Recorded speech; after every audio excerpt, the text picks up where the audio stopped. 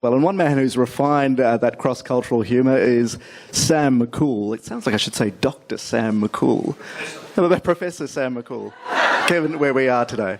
Now, Sam has, we're very lucky with this free ticket here today because he's sold out shows at the Sydney Opera House.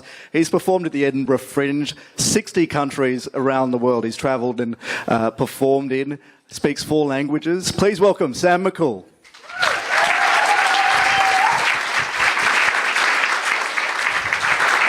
It's my honour to be here. And Jeremy, I've watched you on TV so many times, and I'm a big fan. What I want to say is this, that you talked about a Rosa Parks moment. I think most people know about Rosa Parks, obviously. I've had several in my lifetime, and one very recently at Bondi Beach. I was surfing at Bondi Beach, and I know some people don't expect that from a hairy brown man, but I was. And a woman came into me on a surfboard and hit me in the head. And her response was, "Mate, get out of the way, go back out west where you belong." And I didn't know it's true. And I thought I could do the only thing that a brown man can do in that situation, put on a Kiwi accent and said, "To me, this is west." So, well, let me ask you a question. How many people think Australia is a racist country? Wow, that's a lot. How many people don't think Australia is a racist country? One woman at the back. Well, where do you live? I'm going there. See, to me, racism is not a black or white issue, excuse the pun. It's not just that straightforward. It's actually a spectrum. That's my thinking. It's actually a spectrum. And the thing is this, on one side you've got Nazism.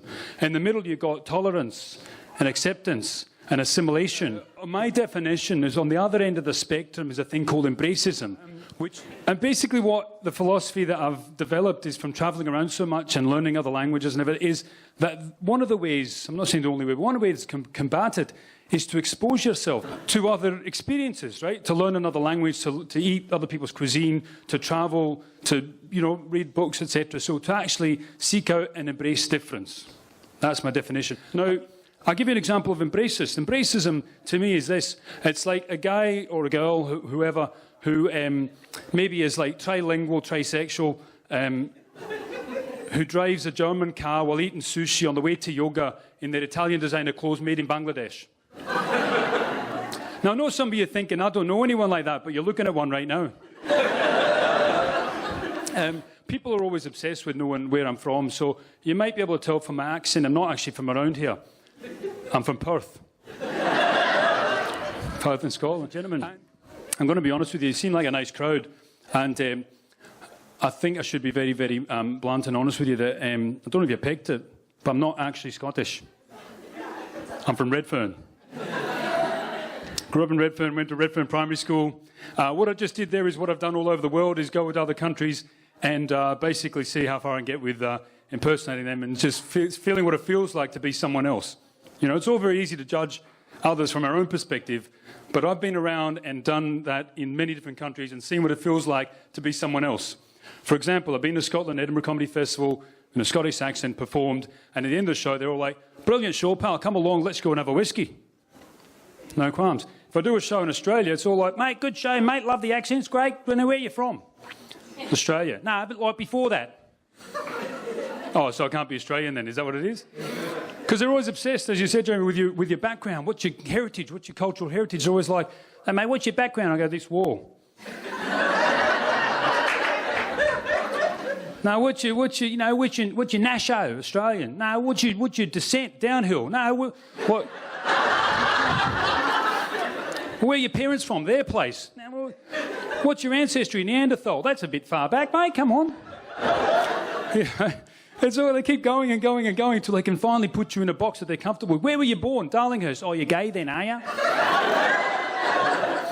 Because they want to find the appropriate box to put you in so they can discriminate against you appropriately. That's how it works, I think. I think that's the thing, right? Now, when I went to India, right, I asked them, "Do you think I'm Indian?" They said, "Well, you look like us, but you sound like Apu from The Simpsons."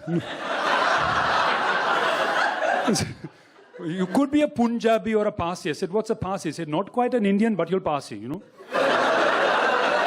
Like when you travel, I lived in Indonesia for 5 years, in Bali, and a lot of people go there and they're worried about getting Bali belly, getting the runs, get Bali belly. And they go to India and they're worried about getting Delhi belly. Nobody wants to get the runs. They're all afraid of getting the runs. But do you think Indian people come here and go, oh my God, I got the solids. I went to Australia, ate some fish and chips, and now my poo is chunking, man. What the hell? And the other side of that coin is if you go to India and complain about getting the runs, they don't think you got the runs. They just think you're bragging about the cricket. I've been to Vietnam. I performed to Australians in Vietnam. I've been to Cabramatta. I performed to Vietnamese in Australia. I've tried it all, ladies and gentlemen. I've seen it from every other angle. I've even, at one stage, did a hoax where I had to impersonate a Greek person for 4 days, which is longer than Alexander the Great. This concept I'm talking about of Embracism, of moving beyond your own paradigm of where you were born and your own identity, of your parents' identity and everything else, is something I've lived most of my life and I'm endeavouring to do more of. It's about actually looking past your own perspective and seeing things from other perspective, putting your shoe in the other foot and actually walking in someone else's shoe, I think is probably the best way to explain it. Ladies and gentlemen, thank you very much. I'm Sam McCool. Hope you enjoyed it. Thank you.